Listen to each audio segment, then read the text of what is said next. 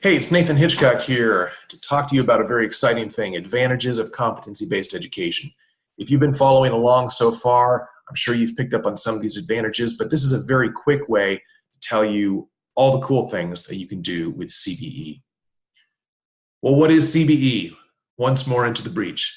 CBE is any system structured around carefully defined learning areas in which trainees advance only as they demonstrate proficiency. So catch those two elements. It's carefully defined learning areas, those discrete learning areas. And when do people progress? Well, only as they demonstrate proficiency. If they don't demonstrate proficiency, they do it over again. If they achieve proficiency, then great, they receive credit. But here's what I want to talk to you about. Why is CBE so amazing? Well, there's really 5 things that people are talking about again and again. When you go to these conferences about CBE, when you're in the rooms where people are talking about this stuff, this is the stuff that's drawing people in. Number 1, transparency of learning objectives. I'll take these one by one. Transparency of learning objectives.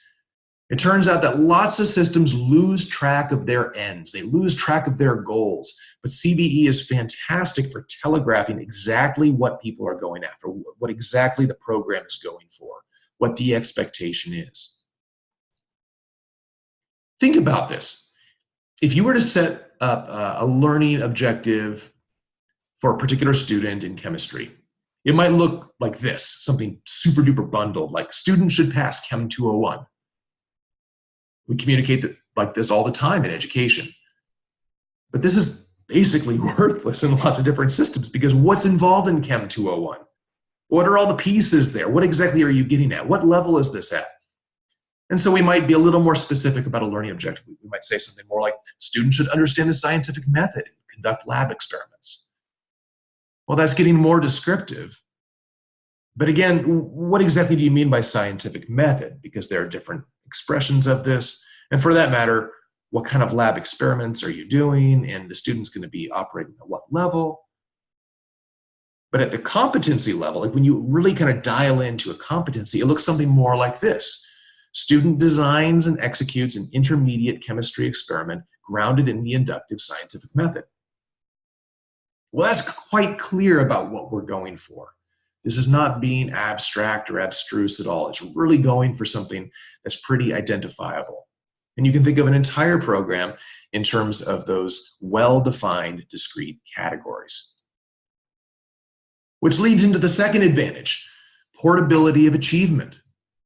CBE students have things that they can communicate to others. When they achieve something, when they accomplish something educationally, they should be able to take it to another system and show what they've been doing. And remember that even before CBE, you had things like Boy Scouts and Girl Scouts. The idea of badges is great for portability, that a scout could go from one state to another and basically communicate his or her progress. Look at what I can do. I actually know how to tread water, or I actually know first aid. And those things could be transferable because there was a sense of standardization and clarity. While CBE, when done well, has that same kind of transferability. Not just between schools, but also into jobs. Here's a third thing that makes CBE so amazing. There's a flexibility of learning pathways. And what I mean by that is that there's a potential for customization. If things are truly oriented towards ends, towards goals, then does it really matter how you get there? The philosophy of CBE itself suggests that inputs don't matter so much as the competency. That what you get into you or what you surround yourself with, whether it's books or articles or lectures or videos or what have you, that doesn't matter so much as what you're able to do in the end. So there's a greater flexibility, certainly with inputs. There's a great potential for even outputs, what counts as an assignment, what counts as an artifact to demonstrate proficiency. Because the learning is what stays static. The competency is going to have more resilience. The end is going to have more resilience. But how you get there? There are lots of different pathways to that waterfall. With this, ask yourself, where does learning happen? If you have a pathway, what's the ideal pathway for learning? Is it in a school? Well, guess what? For a lot of students, that is the ideal pathway. If they need very strong structure, maybe that's where they need to be. But does learning ever happen at the office, on the job, on the field? You better believe it. Sometimes learning happens better there for some people in certain situations. But what about at home? Can you learn at home? Yes, you can.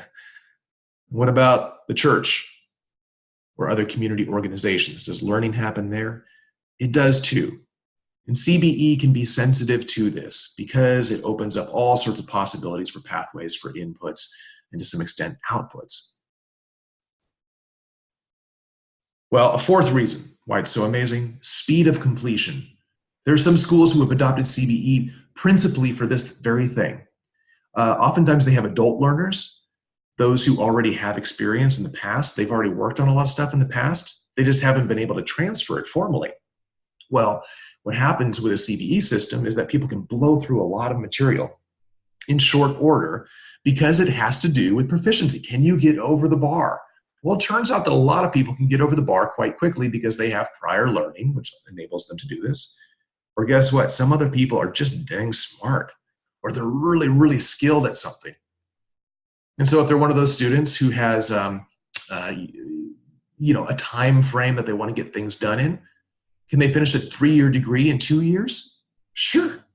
I mean, if you're motivated enough, go ahead and do it. Or conversely, do you need a longer time to do this? More flexibility with the time frame? That's fine too. And finally, equality of access.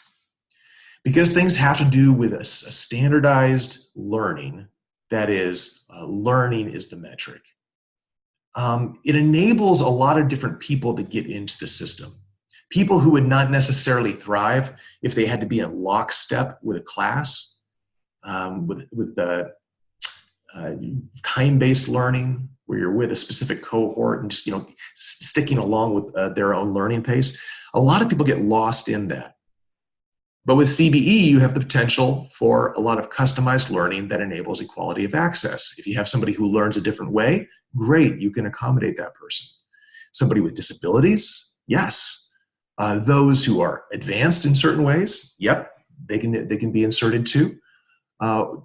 This certainly is the case with both men and women, with ethnicity and race, that a lot of people are adopting CBE because it really flattens the playing field for learners. So all these things are advantages in CBE. It's not a panacea, it's not a silver bullet, but CBE enables some possibilities to address education in a much better way. It's an exciting field to be in, therefore.